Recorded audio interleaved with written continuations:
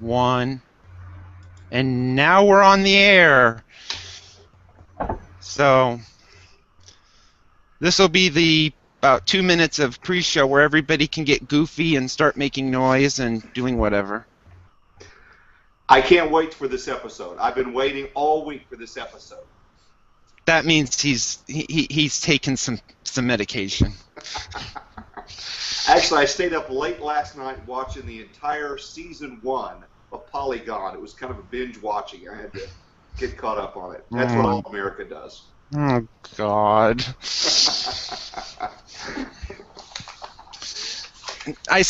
Just wait, Henry, until he gets to the episode about the trees and the sewer lines. That was by far the funniest episode. I got into a fight with one of our gardeners here at the network about I have a tree that its roots got into our sewer line and we have to replace that. So you'll have to watch that episode. That's fantastic. I'm looking forward to watching that. It's hard to beat sewer line. You guys raised the bar pretty high on that episode, Henry. Oh, and that was only what, the 5th episode? We're so okay. We're gonna start. We don't have a theme, so this is Polygon. This is issuance number 10. I don't think we've ever thought I'd make it to 10 episodes. I'm Jeff Wilcox. I'm the co-host, and in the middle, sandwiched between me and our guest, is Henry Luker, and he's live from a disclosed or undisclosed location up in Clear Lake, the home of a lake that is not clear. I can attest to that. Or, as Henry calls it, the city in Iowa that has probably the most condos per capita. They replaced the school with a bunch of condos.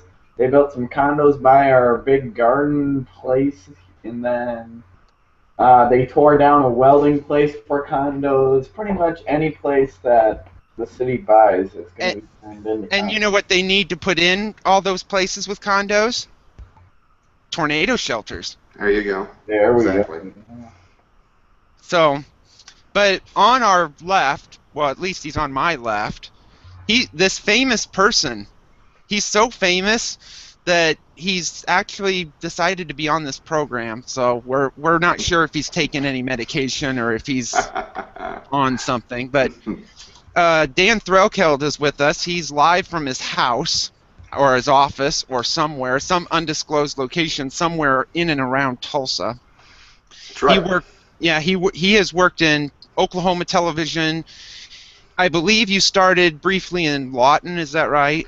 That's right. I worked in Lawton there and was actually in Lawton during the 79 big tornado that hit Wichita Falls, came across the Red River, hit Lawton.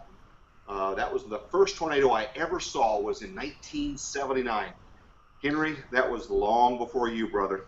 That was a long time ago.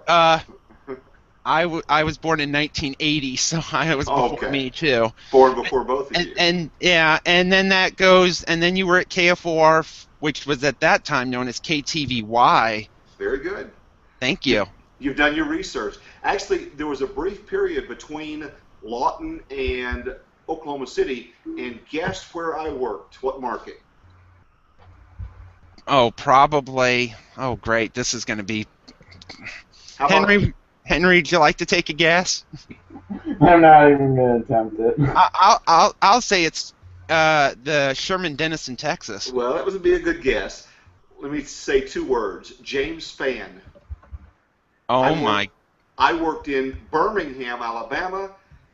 James Spann had hair. He was at WVTM. I worked at WBRC. Worked there for about a year. And then that was before James Spann had discovered suspenders. And then I went to Oklahoma City after that. Spann was on episode 3. Wow. So Very I good. didn't realize you were in Birmingham. So then that was your year exodus away from home of Oklahoma? That's right. Back then, the talent, what we're called, whether we have it or not, we were not under contract. So I went out there with the idea of working in a little bit larger market than Lawton. But then when I got out there, Oklahoma City, I found out there was an opening. A gentleman who's now in Indianapolis, he left, and I jumped at the opportunity to come back to Oklahoma, and so that's what happened. I worked for almost 18 years at the NBC affiliate in Oklahoma City. And then you jumped ship to become the head honcho at KJRH in Tulsa. NBC in Tulsa, yes. Yeah, until this past fall, but that's right. And then now I own a storm shelter company. Still a meteorologist, but I'm not wearing makeup and a suit, and I'm not flapping my arms in front of a chroma key every day. I own a business. And I don't think you'd want to be, and you don't miss the 10 hours of on-air coverage, I assume. No, but it's kind of fun. When you're doing it, at the time you don't think, oh my goodness, it's been 3 hours. You're just so absorbed in the moment. What's the latest information? How is the evolution of this storm system changing? What can I pass along to viewers? I mean, it's when you're in it and absorbed in it, you're not thinking. I have spoken for 4 hours. You're just thinking, what's the latest? Give me more information. And so that was actually kind of fun. Now, people think that weather people like death and destruction. Obviously, that's not true. None of us do, but you have an opportunity at that point in time to use your knowledge, use the technology, and be helpful to viewers. And I really miss that part of it. You really got to miss the severe weather coverage, and I mean, you got to miss kind of. I mean, you're so wired into everything, like you said, with just getting new information. Right. I mean, it's kind of you got to miss it. I mean, right. There's there's good and bad things to severe weather. Sure. Of course, Exactly. The bad things being damage and loss of life, but of course the pros. I mean, reporting on it probably has to be a fun aspect of all of it. It is. It's absolutely exhilarating, and I love it. And I, did it for many years, and I really miss being plugged into the data. I mean, almost for 30 years. I mean, you go all the way back to the LFM model, which you guys probably never even heard of. I mean, but that very first model, I'm so used to every model cycle for almost 3 decades, looking at the latest run, trying to interpretate, what that means for our viewers and the information. And so to go from that and just all of a sudden being unplugged and then not being able to tell your wife if it's going to rain tomorrow, or, a viewer sees you in Lowe's and says, hey, do you think it'll really snow? And then we're really not knowing the data. That's really weird to me because, that was my job for almost 3 decades, is to be able to have a forecast I could pull out of my pocket and say, yeah, the storms won't start until 8 p.m. and then they'll be over by midnight, then they'll be east of us. Now I'm just not looking at data on a regular basis. I'm so involved in the company that I really miss, that process. It's really something that I did and did relatively well. But I like this too. It's new challenges, it's new information, and new opportunities, and so I'm liking this as well. So then, when going back to the beginning of your life, how did you become interested in weather, and did you really want to be on television doing it at that point? Never ever wanted to be on television. I thought it would be a hobby. I thought it would be something that I would do. I might be a plumber or whatever, but this would just be something that I would follow and thought was interesting. And, my dad said, if you can do something that you love, so I got out of high school, really couldn't afford college, and so I got into radio. And then from radio, I was still following the weather and found it very interesting and fascinating. A friend of mine had made the transition from radio to television, and we were talking about it. He said, I got a weekend opening coming up. And I said, listen, I don't even own a suit, Bob. He goes, go get a suit, go down to Penny's and get a suit, and come in and audition for it. He goes, you know as much or more about the weather as I do. And he said, come and audition. So my wife and I went down to the mall. I couldn't afford a whole suit. I just got a blazer. and then it had like a half off of half off. I think the sleeves went down to here. So anyway, I came in and auditioned, and I think they were so hard up. It wasn't that I was good; they were hard up, man. And so I got the weekend. I kind of backdoored. Now I hadn't even started my official degree. I had taken some undergraduate stuff at a smaller college, but I thought, man, that just God's opening this big door. If I can get in there, I can start taking some classes at OU, start working on my undergraduate stuff. So then I had to really bone up pre-calculus to kind of get, or pre-algebra, then algebra, then advanced algebra to kind of get ready for the calc series that was going to kick my tail at OU. And so all that was just, kind of, I don't want to call it dumb luck, but it was never a plan to do television. It was just a plan to follow weather, and, I could be just as happy doing something else. I got no real thrill out of being on TV, but I love weather. I mean, I just think it's the most fascinating thing that anybody could do. So then, how long did it take you to get through all those math courses? Because I was working full time, and yeah, we had a baby, so I did radio and TV, and then I started taking a few classes. Then I started taking some classes down on OU, introduction, 1004, orientation professional meteorology, synoptic 1. Started taking those as I was working full time. So I did worked on my undergraduate degree for about probably like taking 1 and 2 classes a semester for like 6 years. And then I got to where I was I was a junior, and then it got to be problematic because I had worked my way up the food chain, and I was doing some classes. I was full time at the TV station doing the morning and midday. Well, they had like thermo was, during that time I couldn't take it, so it got to be a real problem where I couldn't take some of the classes I needed to finish my degree. Had about 100 hours, but there was no way for me to finish my degree, and so it got real frustrating. I could either quit TV and go poor for a year and a half and finish my degree. And so what I did was I took online classes, Portland State, Mississippi State, any place I could pick up the hours that I needed to get my undergraduate degree in meteorology. So that's what I did while I was working full time in TV. And so I've got an undergraduate degree in meteorology and a bachelor's of arts degree in addition to that in communications. So, and all this at that point was after you'd left Lawton, gone to Birmingham, and then gone to Oklahoma City. Yep, that was in Oklahoma City, and worked with some fantastic chiefs there. Worked with a guy called Jim Williams that Yeah.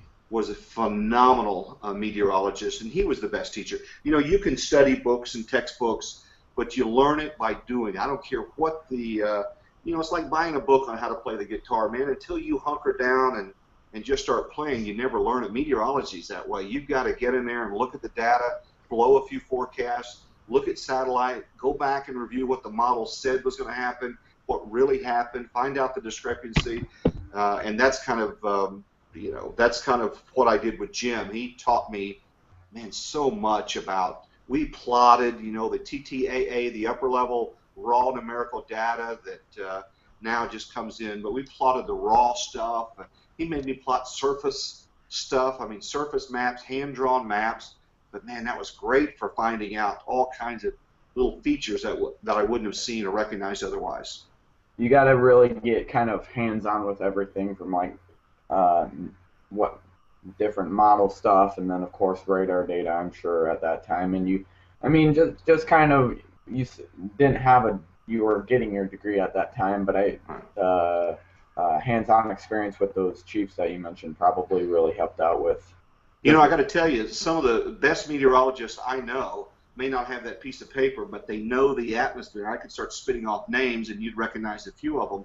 Some of these are our storm chasers, and they are looking at model data, and they're pointing out small-scale, mesoscale features, and talking about tornado genesis, and small, weak outflow boundaries. That these guys are phenomenal, and there's probably some people that are watching this show now, and they may not have that official piece of paper, but that doesn't keep you from forecasting, looking at data, providing a resource to other people. I mean, guys around here like Lanny Dean, he was one of the first one in Greensburg, Kansas.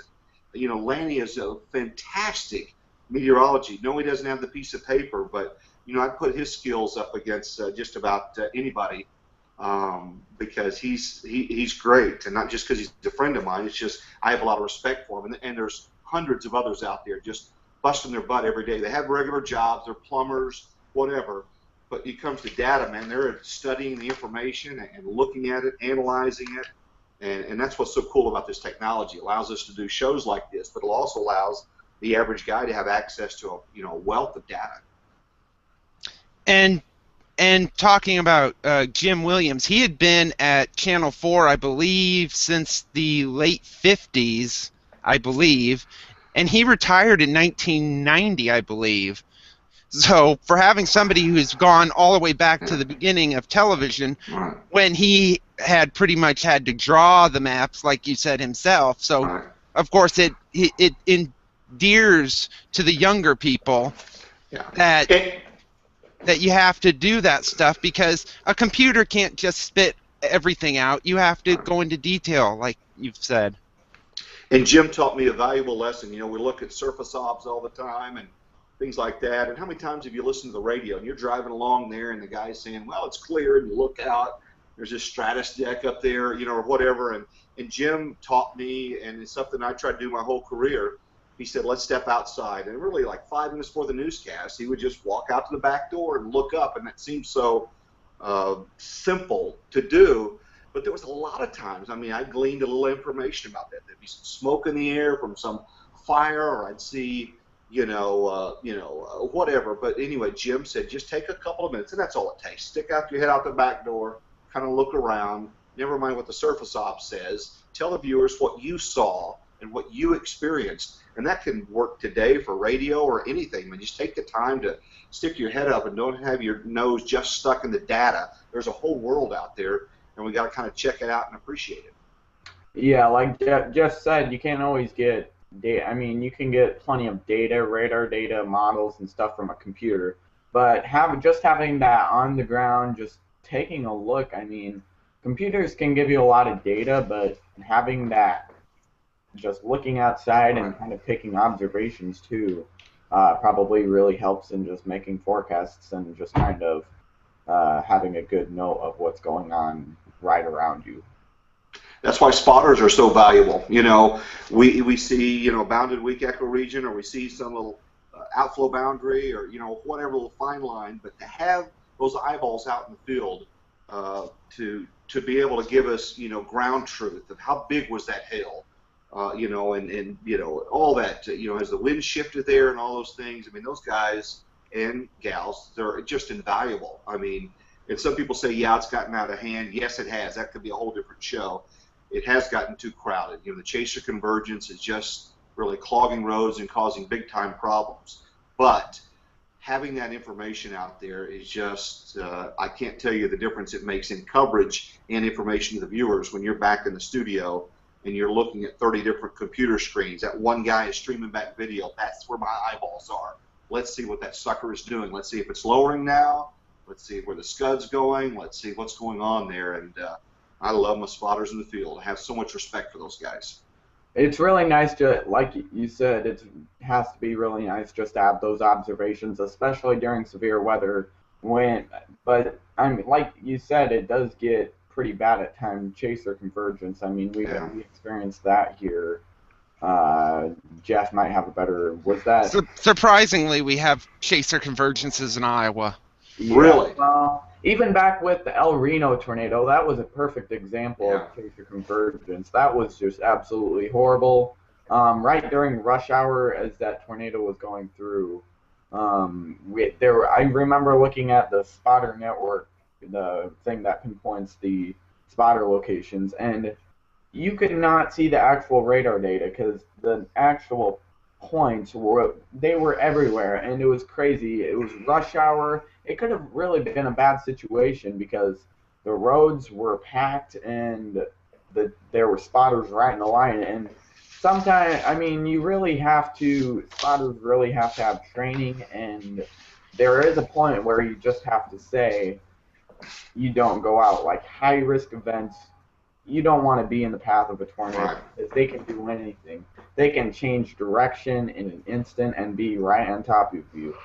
That's a perfect example. Mike Bettis, Tim Yeah. Tall-Samaras, etc. So, I mean, you really have to be smart, and has to be a boundary between not chasing and actually chasing or spotting at that.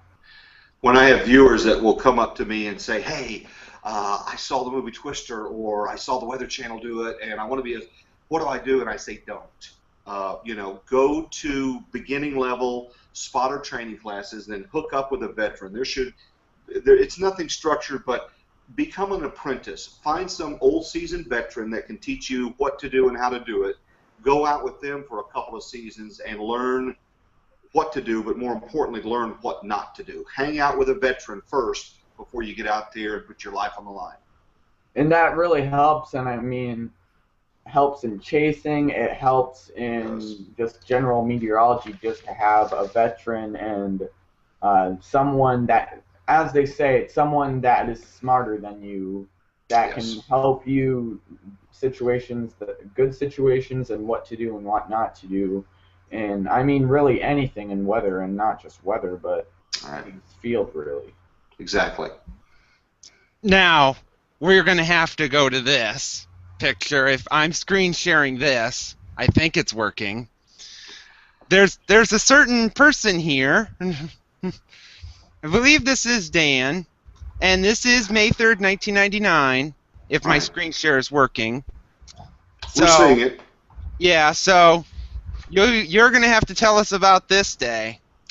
Well, May 3rd was one of those days that, one of those days you always fear. A major storm coming into a metro area, and, working alongside with Mike Morgan, David Payne, we had all of our spotters out. We were ready. And when that came in, we had so many cameras on it. We had so good coverage, but there was not a darn thing you could do about it, creating fatalities. The stuff that you tell people, go to the center of the house, go to the lowest level, get there, hunker down, storm's going to come in. Well, those rules usually work, but when you've got, then it wasn't an EF, but when you've got an F5 tornado that's plowing through, if you're in the hallway, as sad as it sounds, you're probably going to die. And so, Morgan and I were looking at each other like, oh my gosh, this thing's going to plow right through. And we were, we're trying to stay calm, but we were scared to death. I mean, we thought we were going to have 500 fatalities. I mean, we thought this was going to be, and it scared the pee out of me. I got to tell you, brother. And you mentioned it in the coverage because it's on YouTube, that when you saw the helicopter shot and all you see is just every house destroyed, and then you fast forward to more last year where the same thing happened again, except it wasn't as well. They were both F5 EF5s, but it wasn't as bad. Right. You can't really compare apples and oranges from one tornado to another, but you can compare some of the statistics, Jeff, and the May 20th was, I think it was like 17 miles long. It was like a mile and a half wide, but it was only on the ground for like 40 minutes. There were still 24 fatalities, but the May 3rd, higher winds in it, on the ground a lot longer, and that was part of a larger complex that produced, this crazy, I think it was like 74 touchdowns in 21 hours. Something like that. May 3rd, 99. It was just like insane. There were like 800 injured, and it was just crazy. I think they estimated the damage like $1.5 billion. So, yeah, they were both similar, both in kind of the same areas. What breaks your heart is there were people that lost homes May 3rd, 99, rebuilt, thinking, okay, what's the chance of that ever happening again? Fast forward 14 years later, and here comes another storm very close to the same track. So that's scary as well. And there was even a tornado in Moore between the two. Yes. And then there was a weak tornado the same day in Moore as El Reno. Exactly. So that area is just so very prime, and it has nothing to do with anything but other than just I teach meteorology at a local college, And we talk about there's no other place geographically where these boundaries come together as often. Yes, there are storms in Alabama, in Iowa, and other places that folks are watching the show from, but where we have that cap rock out across parts of West Texas, where we have that, that hard dry line that slams in, that got the mid-level moisture and the desert air coming in from the southwest, cold air advection coming in from the north, slamming into the dew points from the Gulf. Geographically, there's no other place like this swath in the entire world. So while there are EF5 tornadoes in other places, they tend to come together most often in that geographical area. And that's why there'll be another EF5 that'll come through Oklahoma, if not this season, the next couple of seasons. And that's why the people, across this area tend to be a little bit more weather savvy. They kind of know, they even know some of the terms that we sometimes slip out on the air that we don't mean to, that we usually use them behind the scenes. But, they'll say, hey, Dan, where's that dry line? Is there any shear with that? I mean, it's like, just a guy in a grocery store asking me about shear, So people here have had to keep up with the weather because the weather here will kill you. I mean, it's that simple.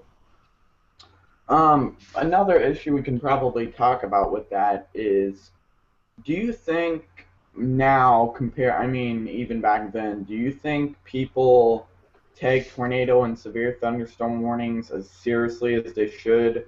I mean, we had an event I can't even remember, Jeff might have a better date remembrance of that, but we had 2 fatalities associated with a nearly hurricane-force wind event that went through a couple counties in eastern Iowa. Jeff, do you remember when that was exactly? If you're talking about the 2 fatalities that were this year, that was tornado. Oh, it was. Well, anyway, there was a couple barns blown over, and that was a tornado. One that I might add, Dan, was most of the time was not even tornado warned. Really? Wow. Yeah, there was a severe thunderstorm warning on it, but there was a tornado warning on it at the end. Wow. And it brings up the issue on whether severe thunderstorm warnings, do people take them seriously? Because I see it all the time here. Jeff has seen it, and other people have seen it, that people don't really go inside. They go outside and take pictures and send in reports. And some of these storms, they don't always look at the text. They just read the headlines, severe thunderstorm warning for wherever counties. And then sometimes they can have 70, 80, 90 mile per hour wind gusts with them, or even gigantic hail. And by the time this storm has came through, there's been injuries associated with hail or damaging winds. And I mean, it brings up the issue, especially like false, or not really false, but unverified severe thunderstorm warnings. You get a severe thunderstorm warning issued right for your area, and people see nothing happens, and it's like boy who cried wolf. I mean, do people listen to it as much as they should? Well, that's one of the reasons that they upgraded the criteria for a severe thunderstorm warning. The thought process was, nobody's ever died from 3/4 inch hail. And perhaps there is a complacency because it seems like every storm that gets up to like 40 dBz, boom, they'll pop a thunderstorm warning. These are happening too often. People aren't taking them very serious. So let's raise the criteria up to 1 inch. Okay, so then that causes fewer severe thunderstorm warnings. Perhaps then they mean a little bit more. But, every time there's gate to gate, they won't issue a tornado warning. We had a tornado fatality in Oklahoma 2 weeks ago up in Quapaw. That's in far extreme northeastern Oklahoma. They had a severe thunderstorm warning, which, as you know, when they're reading the criteria, can mean it could produce a tornado. But, that people were kind of dogging the Weather Service. How come you didn't have a warning? You're never going to catch every tornado with a tornado warning. And if they did that, you'd have so many tornado warnings that they wouldn't mean anything. It's just kind of darned if you do, darned if you don't. You want to be there. But I think the viewers are just kind of, the public is kind of just worn out. It's just the TV guys hyping it again. It's the Weather Service trying to make their paycheck, and they don't take them seriously. But I kind of see why. There's so many warnings out that don't produce a tornado. So I see both ends of the scale, and it's not an easy solution as to when you actively activate a tornado warning. You're going to still miss some, as they did in Oklahoma, up in Quapaw 2 weeks ago. and I'll talk. You've talked about hype. There seems to be a lot of that in Oklahoma television, especially in Oklahoma City, where they hype everything. There's a cloud outside. They freak everybody out that it's going to produce something. It's a cumulus cloud. There's a stratus cloud, and it's like 20 degrees. Oh my gosh, there's going to be an ice storm or a snowstorm. I have never seen, it seems like Oklahoma, for, forgive me for making Oklahoma bad, is like the hype weather machine capital of the United States. They hype everything. Now when it's needed, you have big wedge tornadoes running around. The hype is deserved. But there's times when I've seen it.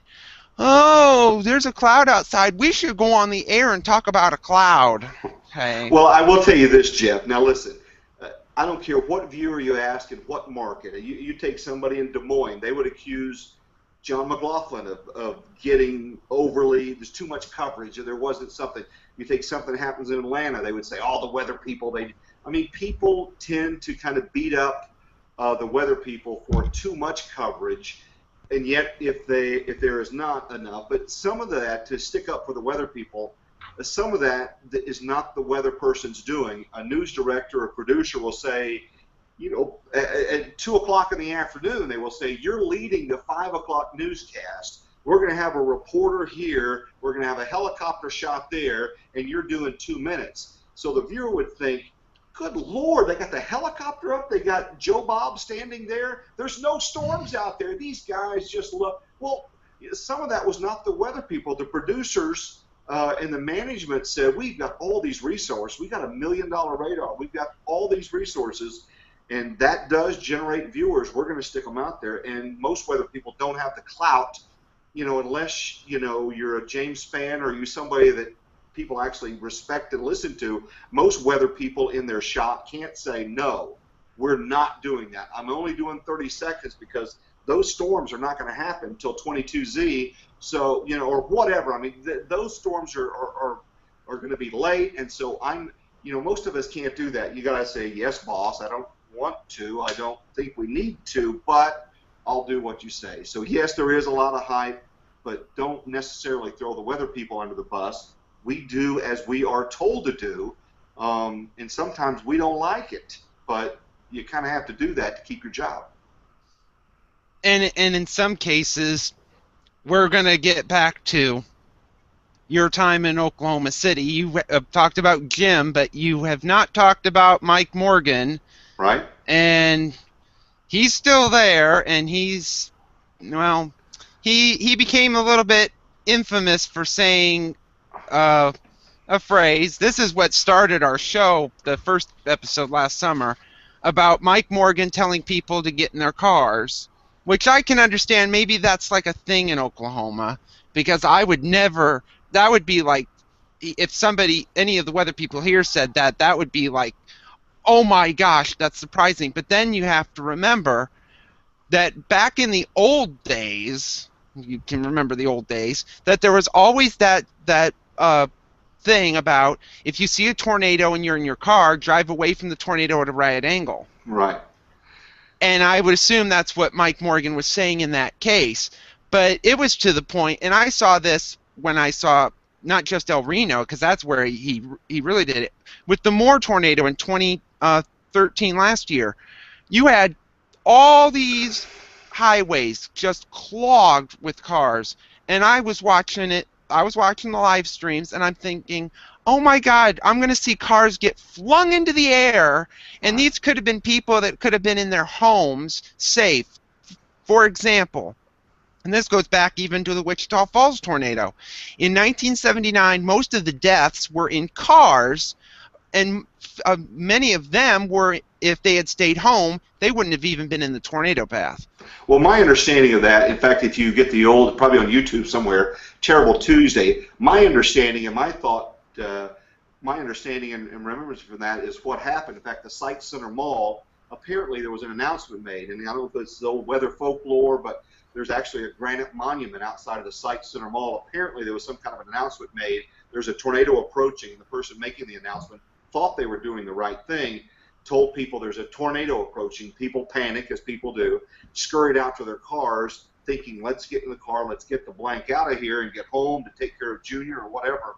And about the time that they got out to the parking lot, just happened to be the time that the tornado hit, and it looked like somebody had taken, Hot Wheel cars and just piled them up. It was just a mess. But, going back to Morgan, in hindsight, everything is done right, Jeff. And in Oklahoma, it's flat. We have great north-south roads. In most cases, outside of the metro, you can get out. Now, I never said on the air, get in your car, go out. But after May 3rd, 99, we had viewers that told us and wrote in and said, listen, when you guys showed that beast that was coming up from, Chickasha and coming up towards the metro area, well, I jumped in my car and I drove to the east on I-40, was never touched. And so, again, in hindsight, we would know that there's going to be more traffic. We know that it's congestion, but he didn't know that. I mean, Mike and I had our disagreements over, but I mean, I know the pressure he's under, and I know that he thought that that would be the right thing to do. But, Mike is a smart guy. You can say what you want to. Mike has been in the trenches. He's done it. I have a lot of respect for him. But, and I'm sure he wasn't the only one. I'm sure there were people on radio and others. So I'm not going to throw him under the bus. He thought he was saving lives. He thought he was protecting people. And the reality is we don't know, Jeff. That may have actually saved a lot of lives, even though we did lose, Tim and other people that were out there. So, we'll never know, quite frankly. And I think a lot of them, because I've always thought, and I was wrangling through my head with this, I don't think the purpose of getting in your car is to drive aimlessly wherever, because that's not going to help the situation either. Right. I always thought, I've seen, because Mike Morgan has said that you need, and anybody else in Oklahoma City has said, if you want to be safe, you have to be in X, wherever your safe spot is, by a certain time. Right. And it's evident that a lot of them people weren't at X at that time, because, for example, in the Moore tornado last year, unlike in 1999 where the tornado came through at about 6:30, 7 o'clock, the 2013 storm came through just before 3. Right. So school was letting out. You had parents going to pick up kids. Here comes big tornado. So that just destroys everything. Here comes all these cars everywhere. El Reno occurred, if I remember, at 6, moved into the metro at about 7 to 7:30. Right. And you had every road was clogged with cars, and a lot of them were people either A, trying to get away from the tornado, B, driving home from work in typical rush hour, C, just traveling through, like tourists or people driving from A to B. And in that case with El Reno, there's people that drove around, but then they couldn't get back home because, unfortunately, El Reno turned then from a tornado threat into a flash flood threat where it rained the rest of the night. Well, the whole thing was just, the storm turned, there was congestion, there were just a lot of things that absolutely went wrong. But, and I'm glad you mentioned the school kids. Not to, I attended about a week and a half ago something at the OU Schusterman Center, which is a facility that we have here in Tulsa, Oklahoma, and it was talking about how do we protect these vulnerable children, because we've lost children, and some not crazy, but some unique ideas were proposed. And one gentleman, I think it's kind of a novel idea. I doubt it'll ever get adopted, but he said, listen, we have most of our tornadoes, at least here in the Central Plains, in April, May, first part of June. Why don't we move the summer school period where those kids are out of school at that time? They're not gathered in a building place. Let's move the whole summer. I suggested, all across the country we have snow days. Let's have a tornado day. We have a moderate or a high-risk day, and the day before we just say, hey, there's going to be no school tomorrow because we have that chance for tornadoes. That way parents are not scrambling around. They're not in their cars trying to go to the school and pick up Betsy because the school was let out or in the congestion of traffic. They're home, they're protected, but they knew it the night before. So why don't we pad in some tornado days and just see if that works? So there's a lot of ideas that are trying to be, legitimized. And there's one professor, and he said, listen, we can take archive data that we have, and we could run models and say, listen, had we had these storms during the school year, how many lives could we have possibly saved if we're running that archive data, and how many schools would it have hit? So there's a lot of things that people are trying to do, but there's no easy answers. It's going to be tough because parents work and they can't take off on a random Thursday just to be home with the kid. They've got to work, and their boss may not like a tornado day, but we've got some serious problems, and it's going to take some creative ideas to solve it. Well, I've seen and I don't know if the education department at the state of Oklahoma would do this, but I know in the South, in Alabama, they just close schools or dismiss early. Right. Because the thing is, you'd say April, May, June. Well, have you ever seen a big honking tornado at noon or 11 o'clock in the morning? Right. That's true. I mean, they could still, but you don't want them dismissing at noon, and then all of a sudden, exactly, everybody's running out to get their kids, and then it's like, well, why did you go to school for 3 or 4 hours? And then, that's true. But and that's been, I've never seen it here though, but I've started to see some school districts up here starting to do it. So, but I know that because you spoke about the school, because the Plaza Towers in Moore had the fatalities of the children. I know when they built our new middle school here in Anamosa, where I live, they built a storm shelter in the school, and it's one of the, I think it's only one of like 5 or 10 in the entire state in a school, and one of them's here. Well, they're starting to do that in Oklahoma now as they rebuild schools. Some already had some existing shelters. In that forum, there were architects and engineers talking about what would the cost per square feet be to go and try to retrofit some of these schools, make the supply room or every other classroom, make that a certified storm shelter where the school could gather in those places. Where do you get the funding? Anything that we do is going to take money. Who pays for that? Some of the smaller, more rural, poor school districts, they have trouble just getting a bond issue done to replace the school itself. And so there are some tough questions that have to be addressed, but there are some solutions out there. Building storm shelters, maybe even building schools that are underground. I mean, we got to get creative. This is a time that we've got to have some good solutions to save lives, because these things seem to be getting more violent and more frequent. So it's not the last of it. We're going to have another big tornado outbreak, whether it's the spring of 2014 or 15 or 16. There will be another big outbreak where we lose 20, 30, 40 people. So now's the time to start planning on what we can do to mitigate some of the hazards that we have out there. And really, prevention and awareness, I mean, is really all you can do at this point. I mean, like, tornado shelters are great, and hopefully that can really, I mean, with the newer homes in Oklahoma, hopefully tornado shelters should definitely be a must. But prevention, awareness, and kind of eliminating the false alarm ratio would probably, I mean, you got to do what you can, and with the advancements in technology, I mean, that should definitely try to help things going into the future. We've got to do that. We sell storm shelters that are a little bit different. What we did was we made modular ones. If you've ever seen like a ship in a bottle, they bring in the pieces one at a time. They construct it inside that bottle, and so you get a little ship in there. So we had that idea with a storm shelter. Let's bring them in, and so if somebody had a spare bedroom closet or a pantry or a powder room, we carry in the panels one piece, and we actually bolt them together, and we make these modular shelters that can fill inside cavities. That's been good for new construction, old construction, for a garage. They're they're weatherproof, so you can put them out in the back patio, and those have been real popular. We've done tons of new construction, and people now are designing that just like you put in a laundry room, you put in a pantry.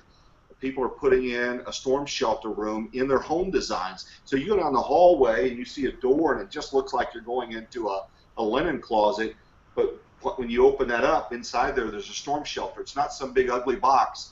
It's actually a storm shelter, and that's going to become more commonplace. I'd love to see storm shelters as common as a dishwasher in a house, where everybody has one, and then you'll have fewer loss of lives. And I have the site up with all the lovely sizes and whatnot. And it says you can add sizes, so you make these like the size of a house? Exactly, you sure can. In fact, if somebody, let's say it's a couple, a young couple like Henry, and Henry gets married, no kids, they just have a small storm shelter. Well, later on, Henry and Betty have 4 kids, and they need a bigger storm shelter. We actually can come back out, add panels, and grow the storm shelter. And then, people are using them for gun safes and panic rooms, and then most people get transferred and moved. We actually can come out, disassemble it, move it with you, and then take it where you're at. So creative solutions like, our company are trying to help people, save their lives. So if people want to see that website, it's tornadoplace.com. I got a website that even Henry can remember. Henry, it's tornadoplace.com, brother. You're not getting married, are you? Not in the. Okay. Thought I'd try to make you laugh, Henry. Well, and the sizes. So you're doing these for houses. Have you thought about going into like small businesses and Yes. maybe businesses that have maybe 10, 15 employees or something like that? Yeah, we've done some businesses so far. We bid on a nursing home to put 7 or 8 of the larger shelters in that measured about 20 by 8, and so different modular ones that we can put in different buildings. So we're getting more creative and expanding our horizon, finding out what the requirements are to bid on FEMA jobs. So our little company is now starting to get bigger shelters built. So yeah, what we're doing for businesses and churches and other things, really people are now seeing the need. Hey, it is time. We've talked about this. Let's not go through another storm season. And so not just my company, but other storm shelter companies here are having 4 and 6 and 8 and 10-week waits, because buying a storm shelter, I tell customers, like buying a convertible. Best time to buy is when there's snow on the ground. Because if you wait till April and say, I want a storm shelter, you got to wait in line. Buy storm shelters in the fall, in the winter, but in the spring is when, companies have trouble keeping up. There's that many being sold. Now, there was recently a fatality in a storm shelter in Arkansas, Right. where I believe the door of the shelter failed and the person was taken out of the shelter. Right. And there was some talk that the shelter was not seen by the state of Arkansas or something like that. Right. Do you fear that something like this happens and people would start to think, well, these shelters, the doors could fly off or something and you can get sucked out anyway? Well, sort of like in the movie Twister. Sure, right. Well, Jeff, you can't start the Jeff Wilcox Storm Shelter Company, go to Lowe's and buy a welder on Tuesday and start a storm shelter company on Wednesday. You've got to have a lot of checks and balances. You've got to have structural engineers that do wind load and stress test on your architectural designs. You've got to have them tested at the National Wind Institute. So there's a lot of criteria. My understanding is that shelter wasn't tested, so there's never been a fail of a shelter that was tested by Texas Tech University. They test the doors, the hinges, the locking mechanism, and obviously people wouldn't sell them unless they work. My problem sometimes is talking to older customers, because they remember growing up, and the only way you can survive is going below ground. And I remind those older customers that when they grew up, above shelters didn't exist, but also when they grew up, computers didn't exist either. There are new ways to do things, and now above ground storm shelters work. We know that they work, and while there was that failure of somebody that had a non-approved shelter, there's never been a failure of above ground shelter, including Maythird, including Joplin, Greensburg, Moore, any of those above ground shelters. None of them failed that were tested by Texas Tech and the National Wind Institute. And so I wouldn't put my name on the company. I wouldn't sell them. I wouldn't put my 30-year reputation. I wouldn't put my wife in one, unless I knew that they were going to work. Yeah, and well, we're going to kind of lead from shelters to the stuff that takes you into the shelters about the severe weather we had this past, earlier this week, which was kind of a bit all over the place. It Right. wasn't as big as it was, and then we could have severe weather again this weekend, especially tomorrow, Sunday, Monday, and who knows how many more days. So, and we only had like a few tornado warnings. I mentioned that in my email last night to you. Right. The storms just were fairly piddly at that point. So I believe Henry is ready to overview the severe weather event. Well, Wednesday, the Storm Prediction Center had us under a slight risk for severe weather. And the storms, I mean, the outlooks were changing a lot. I mean, I believe at the very start it was originally for mainly southern Iowa, but then they extended it further north. And I mean, the parameters were all there from the moisture. We had dew points supposed to be in 70s, Cape values up through near 4,000, but the capping for that day and pretty much kept it all to a halt. I mean, we had a few storms develop, but Yeah. it didn't amount to anything. I mean, the values were all there. It just got. I was really surprised that the cap held it together because I thought it would be able to break it, but Until the evening when the storms finally went. Right. yeah, we had a trigger that we were kind of waiting on, and the trigger finally came in the afternoon, but it didn't produce anything. And in the evening, we had a few waves come through, but we only had a few warnings that night. Don't think we had any tornado warnings. No, not here. Thursday, originally we had a slight risk, but they upgraded that to moderate on Thursday. And it's been a trend over the last few weeks that morning storms and morning cloud cover. Few weeks, more like the last few decades. Right. Yeah, at least here we've really noticed it recently that the morning cloud cover doesn't allow the surface heat up and let the atmosphere destabilize as much as the models predicted.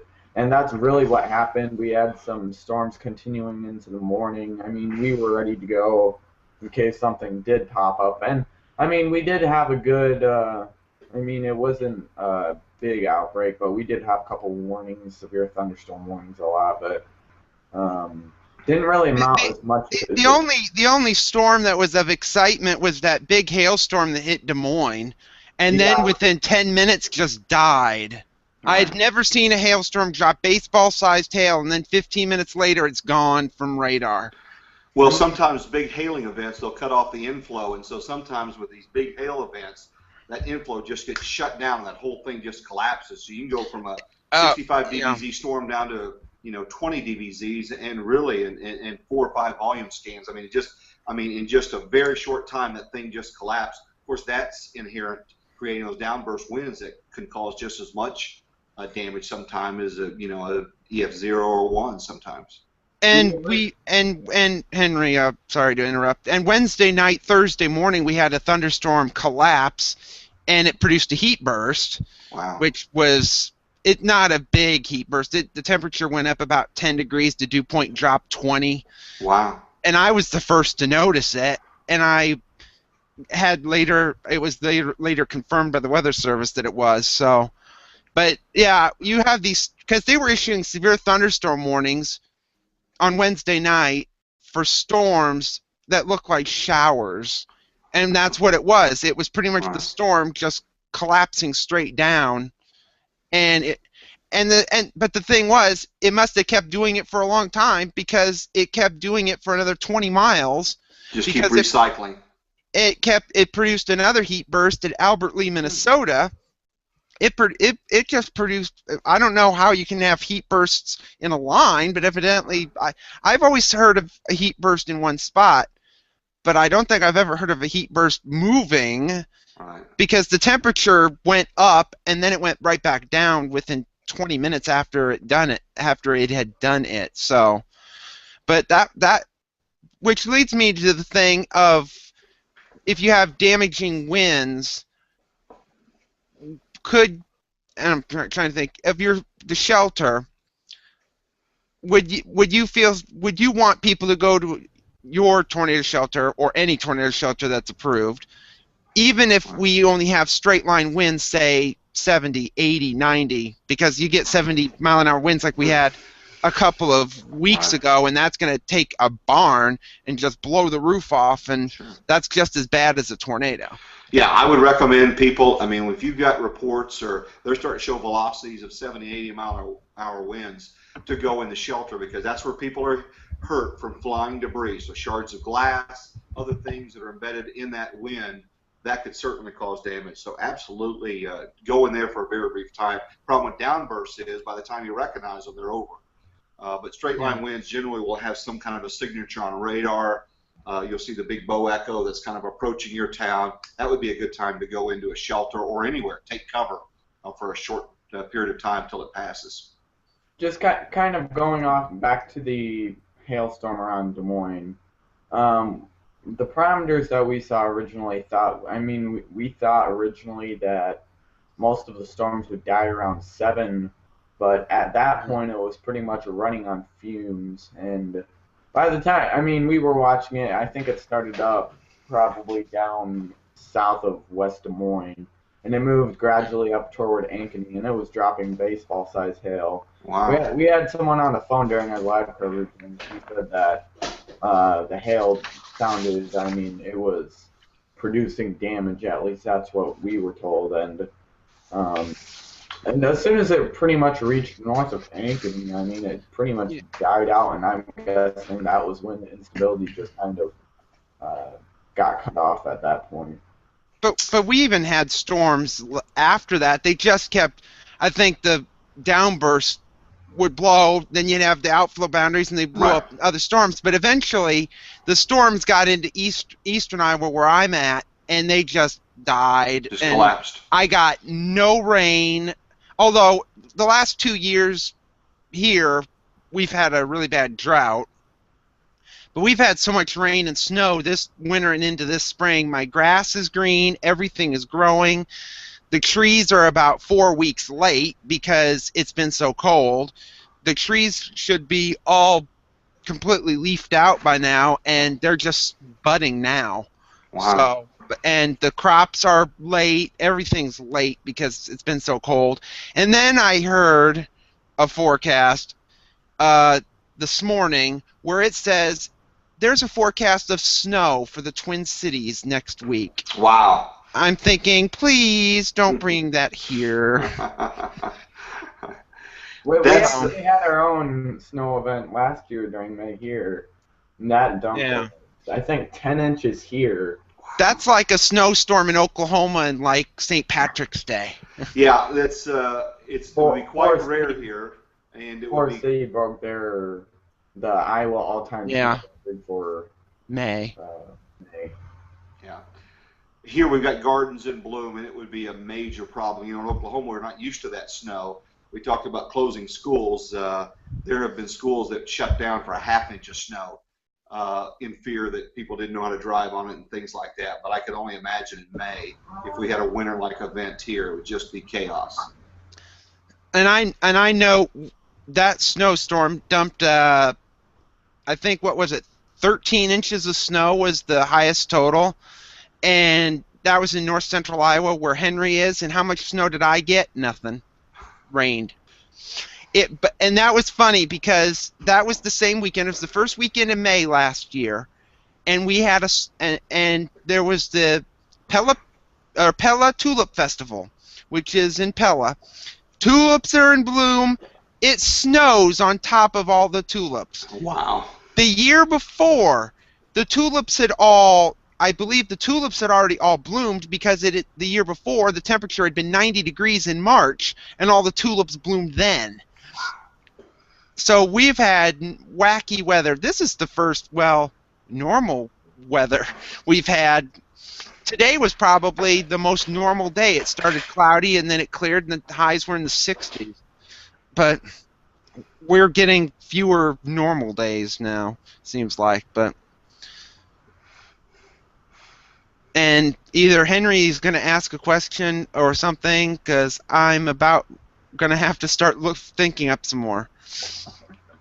Yeah, it's been pretty much returned to normal here. I mean, going to the risk for, we might get a couple storms down in southern Iowa tomorrow, but Dan may get storms at his house. That probably won't even reach us tomorrow. I think most of that will stay in Missouri, and then Sunday is actually looking to be the more busy. I mean, I haven't looked into it too much, but I read the forecast discussion out of the local office here, and typically we don't see it too often because this forecast office, I've really noticed, is pessimistic about. We need Dan up there. This is on the day 3 outlook, and usually they don't really include much confidence until probably 48 hours to 24 No, more like 4 hours. Yeah, and I'd have to look it up here. I can bring it up now, but the word that they used regarding the tornado threat was pretty, concerning, because they're mentioning tornadoes, especially on the day 3 outlook. It's the hype again. Yeah, I quote this here, would not be surprised at all to see current day 3 slight risk elevated to moderate or high along a south, wherever the front eventually lays out. And they also mentioned that the tornadic potential is uncomfortable for them and kind of not looking like a good situation. I'll make a mention of this, and I might have Dan talk about this. What is it with tornado outbreaks or severe weather outbreaks and holidays? Because Sunday is Mother's Day, right. and here Iowa has had a Mother's Day outbreak. 1988 was a drought year, right? As you'd know, Iowa, it was May 8th, 1988. Iowa had, and I have to think this, I think they had 20 tornadoes. That's like big for us. Yeah. And where was I that day? Going out to eat at a Ponderosa steakhouse in a car, and there's a tornado warning, and where are we? We're in our car driving home because all the businesses on Sunday closed at 5 o'clock. You remember that? They used to close at 5. No, they don't do that now. 1988 they did, so we drove home. Pitch black, storming everywhere. There was a tornado. There were several tornadoes. There was a tornado that hit about 10 miles southeast of me. There was a tornado on the north side of Anamosa where I lived then, and I never knew about it until last year. So, oh my goodness. Well, there's no rhyme or reason why they happen on a holiday. I think those are more memorable. We have just as many storms that are non-holidays, but those are the ones that we remember. In fact, we start naming them. You know, that's the Mother's Day storm. That was the Labor Day outbreak. That was the, and so those become pinned to the date and the anniversary of certain holidays. But yeah, Jeff, there's no reason why it's a Mother's Day or a Labor Day, but those do tend to stand out. It sure seems that way. Outside of May 3rd, 99, or maybe even the June 1998 tornado, is there anything memorable weather-wise from your time either in Lawton, Oklahoma City, the year in Birmingham, or I think, 10 or 13 or 12 years in Tulsa? There's just different events that stick out. I mean, not all your viewers would remember them, but we had big tornado outbreak, big storm in Tuska, Oklahoma, Pitcher, Oklahoma, this poor town up in far northeastern Oklahoma that basically was abandoned because they had toxic soil from the cat piles. That's right. Very good. I didn't know that you remember that. but there are a few hardy souls that didn't have the means, or they didn't move out of there, and there were just a few people left in that town. Tornado comes and wipes them out, and it just breaks your heart. It does seem like the tornadoes have such an effect on those with very little means, and those doing those live shots after a tornado, and going to Joplin, and going to even Branson Landing after the North Branson storms that we had. It just breaks your heart. So not memorable events, but memorable people. Talking to them, and then teaching these young reporters, don't walk up to somebody with a microphone and say, "How does it feel to lose your house?" I mean, just these are people that have lost everything, and just seeing those people, and standing back and letting them grieve, and not wanting to put a camera in their in their face. Those are the things that just kind of break my heart. Is when I see events, and I remember those people that I spoke with even after hurricanes. Did coverage of Katrina and Hurricane Andrew, and those type of events. Those are the things that I remember. Not so much the weather, but the people that were affected by the weather. And we should also discuss your medical issue you had several years ago that kind of was a bit frightening. It was. There's something called Guillain-Barré syndrome. Anybody could catch it, but it happened to be my turn. And the immune system in your body attacks the central nervous system, and they're at war, and it causes some weird things. It can cause you to be paralyzed. It used to kill people. If it's not caught early enough, it can cause some major problems. It did for me, basically paralyzed, and started shutting down my heart, started shutting down my lungs. I mean, everything. It was real scary for a while. Finally fought my way through it, but I was off the air for like 4 months, and they had to reteach me how to speak because I had Bell's palsy with it, and so I was just a mess, and fought back through that. Some of the stories you still see them online, but had to reteach myself to walk and all that. But anyway, it's all over now. But it was pretty scary, and other people have had that. You may have heard that term before, but it's very random and it's very scary. And it was from you having had your gallbladder taken out, if I remember right. That's right. That was one of the things. It can be triggered by stress to the body. I had a gallbladder that was coming apart, and being a typical man, I did not want to go to the doctor, even though my wife had begged me, "Please go in, find out what's wrong." I said, "I'm all right, I'm all right." I wasn't all right, but I don't like the doctors. So anyway, that apparently was the trigger in my body to start this chain reaction of illness. But so I guess the key is, and Henry, you need to remember this, you need to listen to your wife, buddy, okay? Listen to what the women say. They keep us healthy, and had I listened to my wife, maybe I wouldn't have been sick. But anyway, it's something that we need to take serious. Take your health very serious. Don't just blow it off, or it'll come back and bite you on the backside. And that's something that you and I, Dan, have in common, because I had my gallbladder taken out 3 years ago. Should we compare scars, Jeff? Should we? No. Nobody wants to see that. The interesting thing about my incident was, what was I complaining about? I wasn't scared about the surgery and whatnot. I was like, where's my internet? I need to do my weather blog. Because I was doing my weather blog. I was doing weather forecast videos. Right. And I'm like, who's going to take care of that? I'm all freaking out about that. I'm going to have major surgery. Oh, I'm worried about my weather blog. Am I going to... So, and there was a snowstorm then, and I'm thinking, the day of my surgery, when I had to then start walking around, there was a snowstorm outside, and I can remember this. I'm thinking, and there's a winter weather advisory, and I'm sure we could spend another hour on the trials and tribulations of what a winter weather advisory means to Iowans compared to what a winter weather advisory means to Oklahomans. Right, Because exactly. they don't mean the same thing. Because a winter weather advisory here means, oh, it's gonna snow. And a winter weather advisory in Oklahoma means the schools are closed, the roads are closed, don't go anywhere. Right.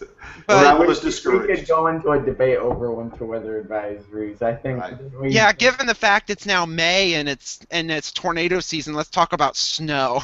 Exactly. Well, I would say that back when I was young, they were called travelers advisory. They weren't specific, and then they started making them specific. Winter weather advisory, a smoke advice, blowing dust advice. They've been more specific, but it's just a way to kind of remind the public of some type of hazard.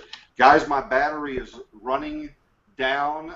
We're close, completely out of questions, so all right. We might have to have you back again because you're probably the best guest we've had. Oh, thank you. Well, I will tell you this. When I come back, I have weather trivia questions for you and Henry. Because I told you I taught meteorology. I've got trivia. I've got weather folklore. That makes me think. Henry, I almost want him to be on the same day as Dr. Gallus is from Iowa State. We could have professors fighting. Dueling professors. Oh, my God. I would be honored, and in fact, I even thought of some prizes. So invite me back. We'll give away some tornado placed sun visors, and we'll let people participate. Maybe they can email in or something, and let people see if they can answer my questions. Okay. Thanks a lot, Dan. All right, Jeff, Henry, thank you. I've enjoyed it. I've enjoyed hanging out in the Hangouts. Okay. Have a good week. I will. Take care. Okay.